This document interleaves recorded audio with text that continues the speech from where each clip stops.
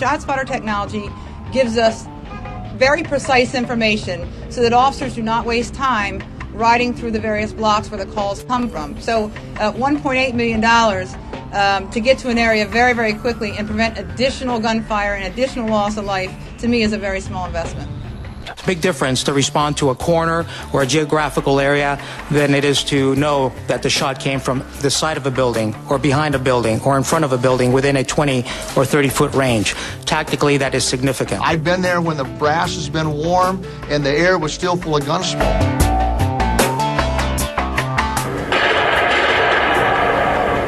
The ShotSpotter system allowed police to respond within seconds to a shots-fired call in the corner of Dwight Street Extension.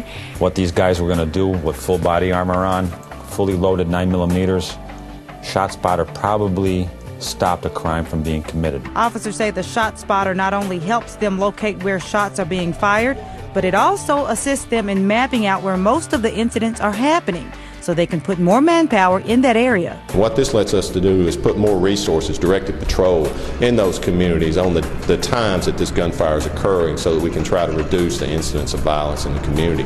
Now, not only does this ShotSpotter help locate gunfire around the city, it also helps detectives know the exact time and place shots were fired if they have to use that information on a homicide or aggravated assault case. Had we not been able to locate this person because no one called 911, no one called emergency, this individual could have possibly died.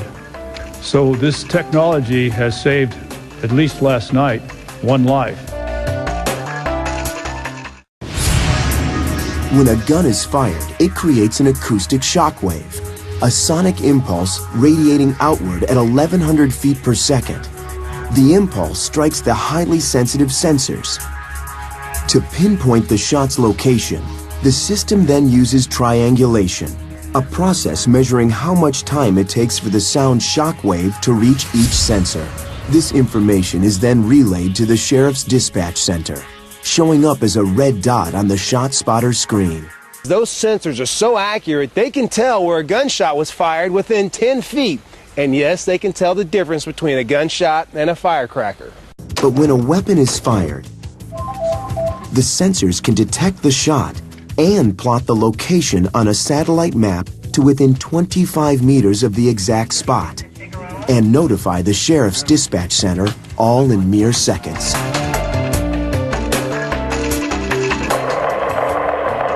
You're listening to what we designated as multiple gunshots. Our ShotSpotter system will give us, up into the matter of feet, how far away the gunshot is coming from this location. In this particular case, it tells us that the shot came from the rear of this house, 715 feet. It's been a year since police put gunfire detectors in North and South Minneapolis. The exact locations of the ShotSpotter technology are secret, but officers say those neighborhoods are seeing a 23% drop in killings, a 20% drop in robberies, and a 10% drop in attacks with weapons.